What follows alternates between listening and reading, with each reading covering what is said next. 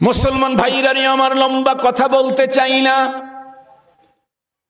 এই ঘটনা বহুবার আপনারা শুনেছেন, আবারও আপনাদেরকে স্মরণ করায় দেওয়ার জন্য বলতে চাই। হাকিমুল উম্মত মুজাদ্দিদুল মিল্লাত শাহ আশরাফ আলী থানভী রহমাতুল্লাহি আলাইহি পসন্দিদা ওয়াকিয়াত কিতাবের ভিতরে তার রচিত বইয়ের ভিতরে লিখেছেন, আরবের ভিতরে বন্ধুরা আমার একজন শেখ ছিলেন, শেখ ওয়াহান।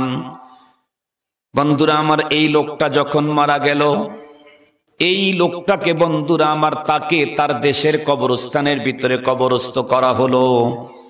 লম্বা টাইম পর তার বন্ধুরা আমার ফ্যামিলির ভিতরে আরো একজন মহিলা মানুষের মৃত্যু হলো। ফ্যামিলির লোকেরা সিদ্ধান্ত নিল, লম্বা টাইম আগে এই কবরের ভিতরে ওই আলেমের লাশটাকে দাফন করা হয়েছে, এতদিনে তো আর লাশের গোস্ত টোস্ত কিছু নাই, শুকে গেছে।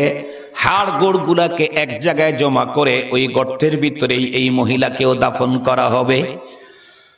হজের মৌসুম ছিল, মহিলার লাশটাকে গোসল করানোর পরে কাফন পরানোর পর লাশ দাফন করার জন্য যখন আলেমের কবরটাকে খনন করা হলো, তখন দেখা গেল কবরের ভিতরে বন্ধুরা আমার আলেমের লাশ নাই। হাড়গোড় গুলা শুকায়া এমনটি হয়েছে তা না, তরতাজা একটা লাশ মনে হয় সদ্য কয়েক মিনিট আগে এখানে দাফন করে গেছে। অথচ কিছুক্ষণ পূর্বে দাফন করলে উপরের মাটির অবস্থান তো বোঝা যাবে, মাটির অবস্থানে দাফন করেছে কিছু আগে তা বোঝা যায় না, কিন্তু ভিতরের যেই লাশটা মিলল একদম তরতাজা লাশ, মাত্র দাফন করার মতো। এক পর্যায়ে লাশের বন্ধুরা আমার কাপড় যখন খোলা হলো, দেখা গেল লাশটা তো বন্ধুরা আমার পুরুষের লাশ না, এটা একটা নারীর লাশ। এরপরেও উপস্থিত যারা ছিলেন তারা বুঝতে পারলেন এটা কোনো আরব্য মানুষের লাশ হতে পারে না।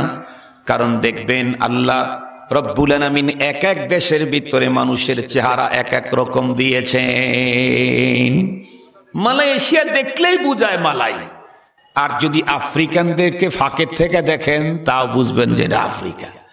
নাইজেরিয়াদেরকে কাছে যাওয়া দরকার নাই, হাঁটার সিস্টেম দেখলেই বুঝবেন যে এটা নাইজেরিয়া। ঠিক বললাম না ভাই? ঠিক বললাম? শুধু বাঙালি হলো একেবারে ভেজিটেবল। এই আফ্রিকাও আছে, নাইজেরিয়াও আছে, সৌদিও আছে, মালয়েশিয়াও আছে, সব আছে বাংলাদেশের মধ্যে, তাই না?